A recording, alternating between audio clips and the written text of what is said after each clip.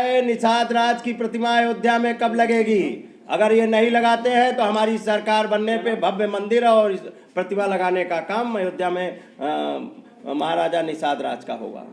मथुरा का मंदिर बनवाएंगे आपकी सरकार आती है? अरे भाई, रोजगार कौन देगा? नौकरी कब देंगे ये बताए इस सरकार बीजेपी की? नौजवानों को रोजगार कब देगी?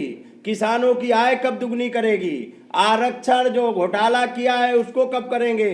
खाली वैकेंसियां कब भरेंगे? ये बताए सरकार। और जो लोग जिनका रोजी रोजगार छिना है, और ये बताए सरकार कि जो खेतों में जानवर चल रहे उसका मुआवजा कब देंगे? कौन देगा मुआवजा? हर मोर्चे पे विफल सरकार और अयोग्य सरकार, अनुपयोगी मुख्यमंत्री को जनता हटाने जा रही है।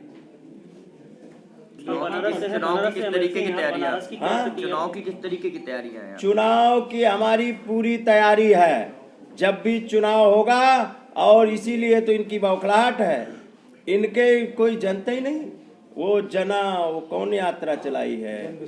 जन विश्वास। जनता किसी को विश्वास ही नहीं इस पे। बरेली में तो बहुत भीड़ थी। क्या? बरेली में तो बहुत भीड़ थी। वो जन विश्वास यात्रा नहीं, वो बीजेपी की अंतिम यात्रा है। नहीं, अखिलेश जी भी अपनी यात्रा के साथ। अरे उस यात्रा से ही तो घबराए।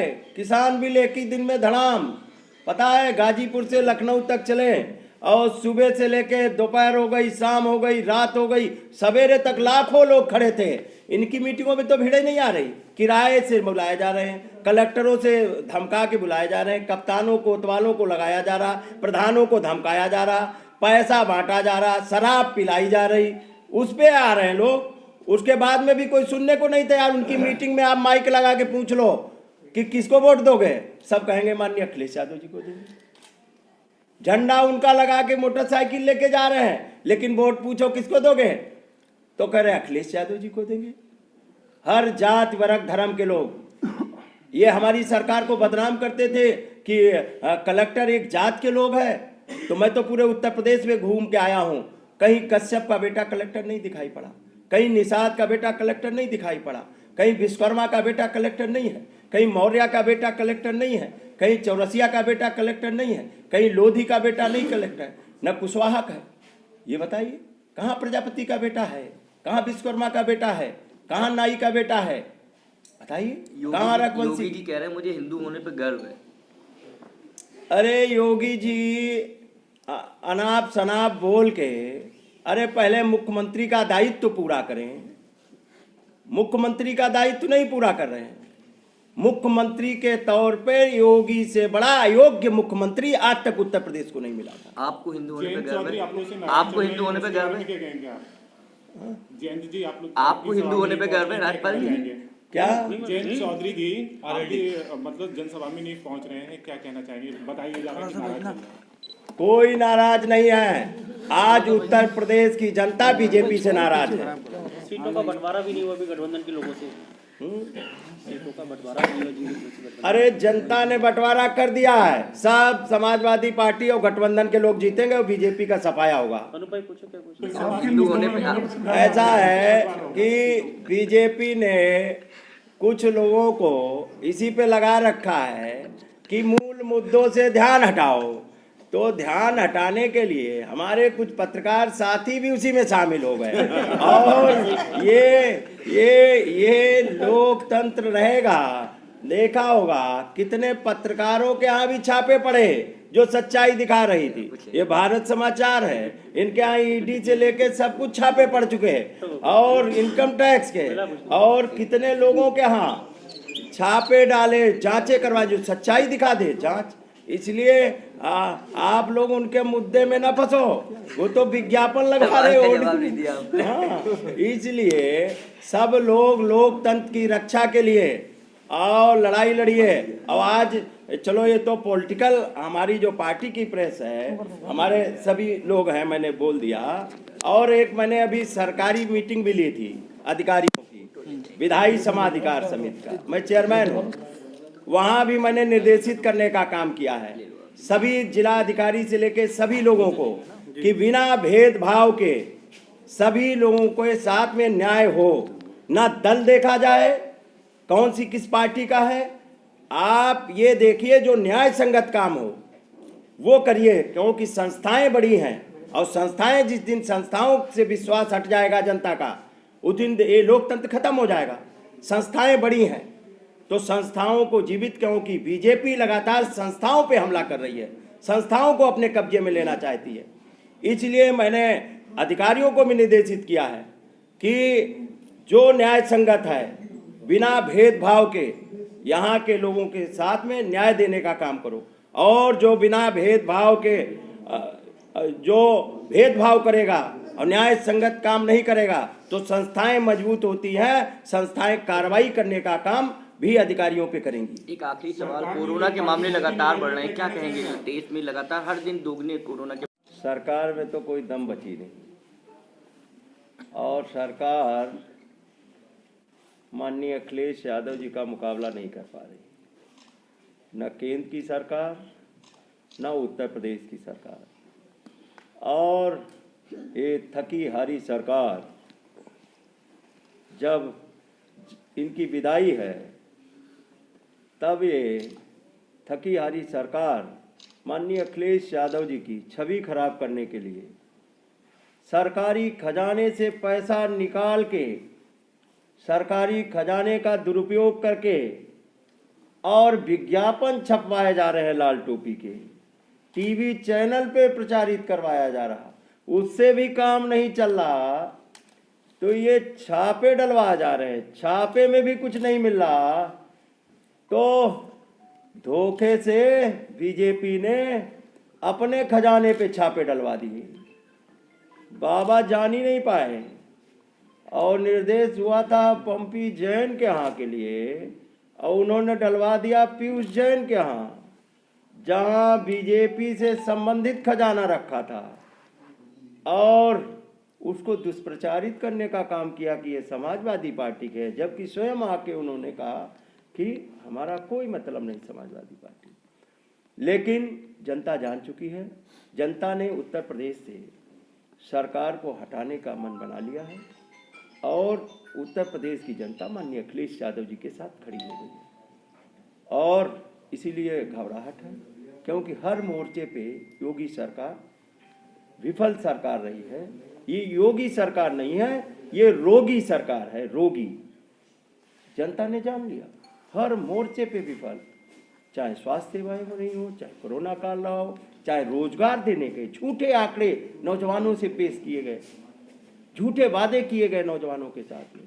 डाटा फ्री देने का वादा किया गया था, लैपटॉप देने का वादा किया गया था, नौकरियां देने का वादा किया गया था। आज रोजगार मांगने पे लाठियां दी जा रही हैं, आरक्षण के घोटाले किए जा रहे हैं, और किसान लाइन में लगा है, किसान खाद बीज के लिए लाइन में लगा है, उसको खाद बीज नहीं पाया, किसानों को कुचलने का काम सरकार ने किया।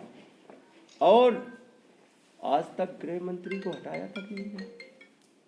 इससे क्या परिलक्षित होता है? और पत्रकार जब एसआईटी की रिपोर्ट की जानकारी उनसे जानना चाहे तो उनको धमकाने का काम गृह मंत्री का काम होता है, कानून व्यवस्था बनाए रखने का, ना कि कानून व्यवस्था खराब करने का।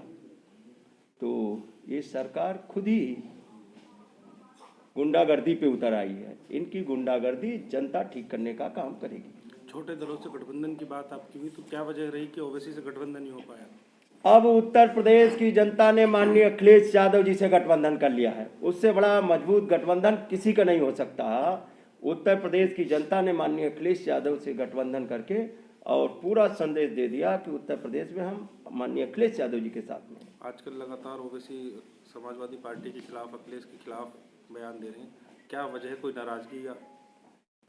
आज कल बीजेपी लगातार माननीय अखिलेश यादव पे जिस तरीके की टीका टिप्पणी कर रही है, संवैधानिक पदों पे बैठे हुए लोग जिस तरीके की टीका टिप्पणी कर रहे हैं, ये जो हमारे देश की और सरकार, प्रदेश की सरकार घबरा गई है। जो 300 यूनिट बिजली फ्री देने की घोषणा माननीय अखिलेश यादव जी ने कर दी है, ऐसा करंट लगा है इनको बीजेपी वालों को कि झटके आ रहे हैं। सिंचाई मुफ्त की घोषणा कर दी है, और माननीय अखिलेश यादव जी की घोषणा धरातल पे उतरती है और बीजेपी की तो घोषणाएं देख ली, कोई घोषणा नहीं, अब केवल शिलान्यास हो रहा है और बीच में तो उद्घाटन माननीय अखिलेश यादव जी के कर रहे हैं कामों का। इनका कोई काम नहीं है, हर मोर्चे पे विफल सरकार को हटाने के लिए जनता तैयार है। कल प्रधानमंत्री जी को जाने नहीं दिया गया पंजाब में, क्या कहेंगे? अब ये बताइए कि वहाँ सुनने में आया कोई रैली में नहीं था, रैली में नहीं था, नहीं तो प्रधानमंत्री, देश का प्रधानमंत्री के पास इतने संसाधन होते हैं, जहाँ चाहे वहाँ हेलीकॉप्टर उतार के चला जाए, हेलीकॉप्टर चला जाए, जहाज चला जाए, सेना के जहाज चले जाए। सुनने में आया मीटिंग में कोई भीड़ भाड़ नहीं थी और एक बहाना मारा उन्होंने, और जिस तरीके से अब जनता इनके साथ में नहीं है, इसलिए ये बहुत नाटक नौटंकी करने का काम करेंगे, लेकिन इनकी नाटक नौटंकी और झांसेबाजी में कोई नहीं फंसने वाला। जी, ब्राह्मण वोटों को लेकर क्या कहना चाहेगा? जैसे अखिलेश जी ने थोड़े दिनों पहले परशुराम की मूर्ति का वहाँ पे करा, उसके बाद अब नई वो शुरू हो गई कि कृष्ण उनके सपने में आ रहे हैं, इस विषय में क्या कहना चाहेंगे? सरकार के दो वेब को देख लिया, दोनों वेबों में फेल हुई है सरकार और बीजेपी के सरकार का कुछ बस का नहीं है, इसलिए सब लोग अपनी अपनी सावधानी स्वयं रखें। सरकार विफल हो गई दोनों कोरोना काल में, मैंने देखा, आपने देखा होगा, लॉकडाउन फर्स्ट लगा तो लोग बरेली में क्या चलवा छिड़काव करवा दिया था, कौन सी दवाई का छिड़काव करा दिया, अस्पतालों की क्या स्थिति थी। इसलिए ये अयोग्य सरकार से कोई उम्मीद नहीं है और अयोग्य सरकार जाने वाली है और बाबा हटने वाले हैं और माननीय अखिलेश यादव जी आने वाले हैं। इसलिए ये अब जनता हटाने जा रही है, इनका अता पता नहीं लगेगा, ये ऐतिहासिक हार हारेंगे, ऐतिहासिक हार, दहाई नहीं पार करेंगे, दहाई। इसीलिए तो घबराहट है, नाना प्रकार के षड्यंत्र रचे जा रहे हैं। इसलिए इस देश को बचाने के लिए आप पत्रकार साथियों से भी, चौथे स्तंभ से भी सहयोग मांग रहे हैं कि लोकतंत्र रहेगा तभी ठीक रहेगा, नहीं तो ये किसानों को कुचलने वाली सरकार और सबसे ज्यादा गुंडे बीजेपी में, ये गुंडों की पार्टी है, गुंडों की सरकार है। बताओ, गुंडा मंत्री, गृह मंत्री किसानों को कुचलने वाला आज तक नहीं हटाया गया। वो आपके लिए कहते हैं, हाँ, वो आपके लिए कहते हैं गुंडों की सरकार रही है उनकी। वो तो कहेंगे ही, उनके पास है क्या बताने को? बताएं, कौन सा मेट्रो चली या पेंशन दी या एम्बुलेंस चल रही है या 100 नंबर चल रही है या अस्पताल? ये 5 साल में 5 मंजिल बिल्डिंग बता दें कहाँ बनाई है? आपके बरेली में कहीं बनी? घर तो बहुत तोड़े हैं, बुलडोजर चलाए हैं। मैं कह रहा हूँ घर बहुत तोड़े हैं, बीजेपी कार्यालय जरूर बने हैं 5-5 मंजिल, 10-10 मंजिल, हाँ, अवैध। तो ये नेताजी इस बार किन मुद्दों को लेकर सरकार बनाने का प्रयास कर रहा है? हमारे मुद्दे साफ हैं कि राष्ट्रीय अध्यक्ष माननीय अखिलेश यादव जी सभी जाति वर्ग धर्मों को लेकर चलने का काम करते हैं और वो परशुराम जी के भी साथ में हैं और भगवान निषाद राज के भी साथ में है, भगवान राम के भी साथ में है, भगवान राम भी उनके साथ में है, क्योंकि बीजेपी ने तो उनको भी भ्रष्टाचार में, उनकी जमीन में घोटाला करने का काम किया, उनके चंदे में घोटाला करने का काम किया।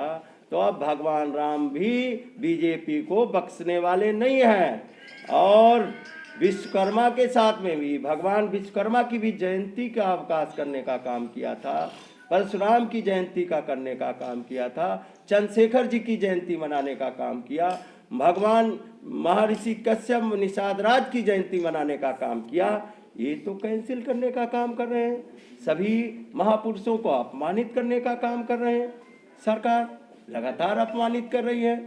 तो ये सब लोग मिलके और हमारी सरकार बनेगी तो महाराजा निषाद राज की भी बड़ी प्रतिमा लगेगी, महर्षि कश्यप की भी प्रतिमा लगेगी और फूलन देवी की भी प्रतिमा लगेगी, जो बीजेपी ने प्रतिबंध लगा रखा है।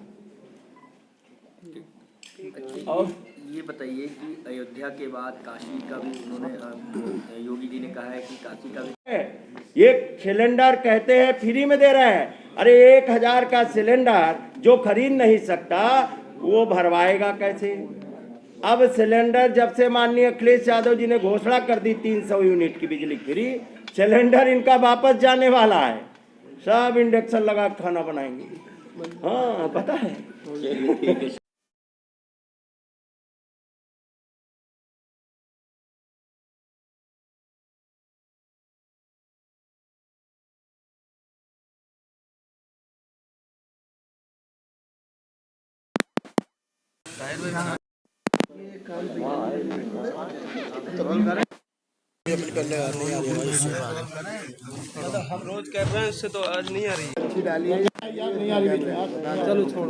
चला जाए, जहाज चला जाए, सेना के जहाज चले जाए। सुनने में आया मीटिंग में कोई भीड़ भाड़ नहीं थी और एक बहाना मारा उन्होंने, और वहाँ सुनने में आया कोई रैलिये में नहीं था। रैलिये में नहीं था। नहीं तो प्रधानमंत्री, देश का प्रधानमंत्री के पास इतने संसाधन होते हैं जहाँ